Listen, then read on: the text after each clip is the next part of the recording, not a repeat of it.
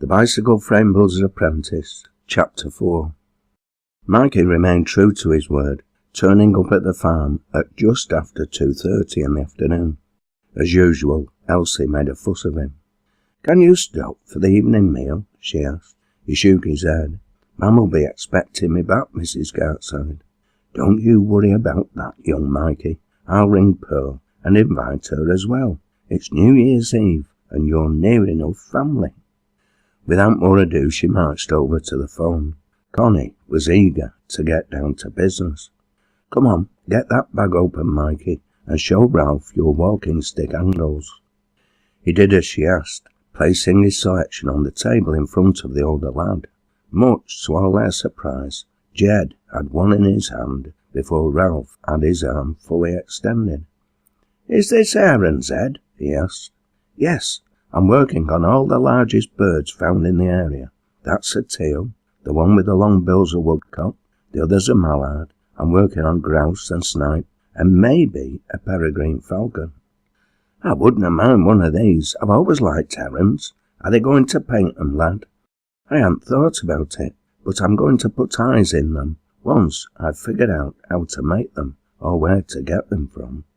"There's a hobby shop in New Mills. They sell all kinds of dolls' eyes," Connie informed him with a smile. "Those for rag dolls and teddy bears might do it." "How much do they think you can sell a walking stick for?" "£15, father," Ralph intervened. £15? That's more than I get for a yearling lamb." "That's the price they're selling them for in Castleton, and they are cheap imported rubbish. Ours will be top quality and made out of locally sourced materials, and we are not about to sell our labour cheap." "But I'm family." "Family or no family, the labourer is worthy of his hire, and we're beginning as we mean to go on." Jed Gartside gazed around the table. His eyes were met by a circle of nodding heads. It seemed they all agreed with Ralph. Ralph smiled at his parents' obvious dismay. "Mind you, feyther, we could maybe do a deal if you were to provide us with some materials." Jed's face brightened immediately. "Now they aren't talking, lad. What materials?" "Blackface or woodland sheep horns. Collect all those you can find, and we'll pay you the going market price." The farmer frowned. "And what exactly is the market price?" "I'll have to work that out, feyther, but you could test the water. All you have to do is find somebody nearby who wants to buy them. We don't mind competition." "Who on earth would want to buy 'em? I dunno know anyone. If there were any demand, I'd have been selling 'em years ago. There won't be a Scottish blackface ram or you with a pair of horns on Kinder Scout." "In that case, we won't have to pay you very much, will we?" young Connie interjected. "It's all about supply and demand at the end of the day." "Did you hear that, our Elsie? She talks like a Tory politician. She'll be quoting Adam Smith next and spouting Thatcher's stupid neoliberalism. I might as well go off for a walk, I reckon. I'm wasting my time bargaining with this hard-faced lot."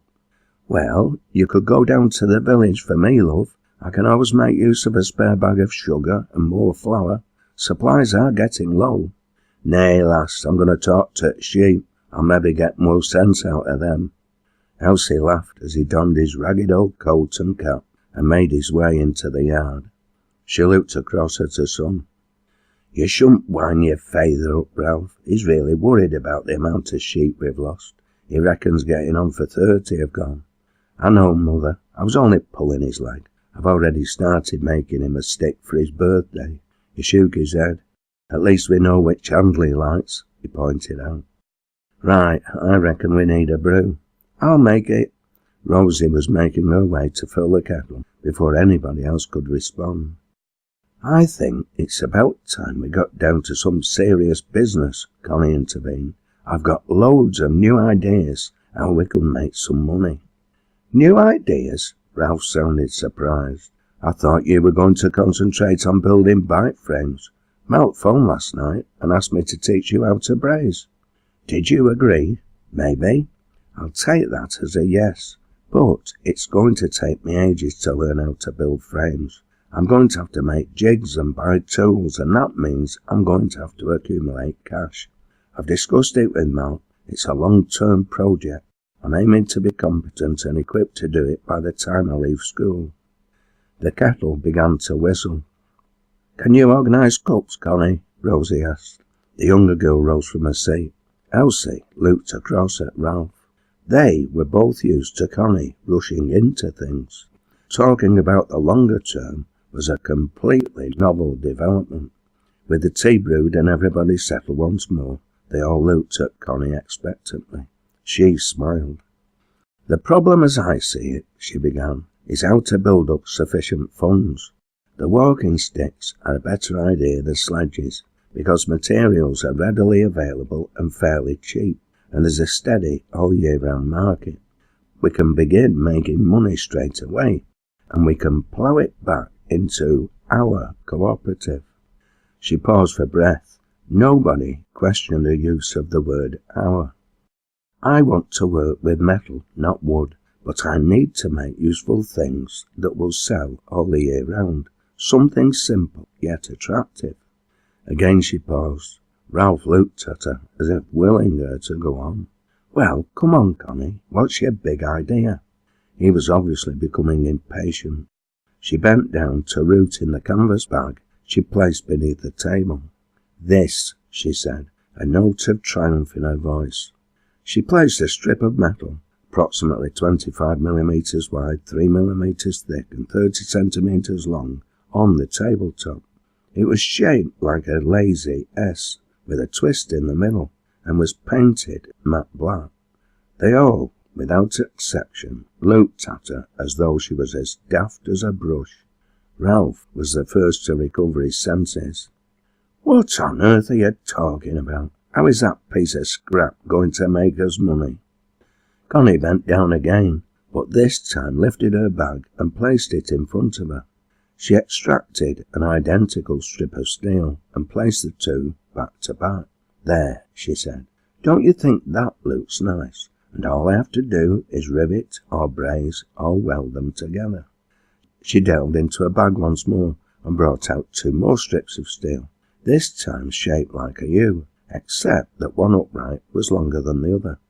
These were followed by a number of flat strips and more fancy scrolled shapes, and finally she produced a drawing showing how the parts could be assembled. "A newspaper and magazine holder," she announced, "made with cheap materials, simply constructed, very attractive, and bound to sell. Malc gave me the idea. I designed it, and have loads more ideas and even more designs. Flower pot holders, window boxes, hanging baskets, table lamps, wall brackets. I've even worked out how to make a garden chair and a glass or wooden top garden table." She leant back in her seat, her green eyes shining as she took in their reactions. All remained lost for words. At last she got up. "I'm going out for a walk. I may be some time. When I return, you can let me know if you want me to join your cooperative or whether I should form my own."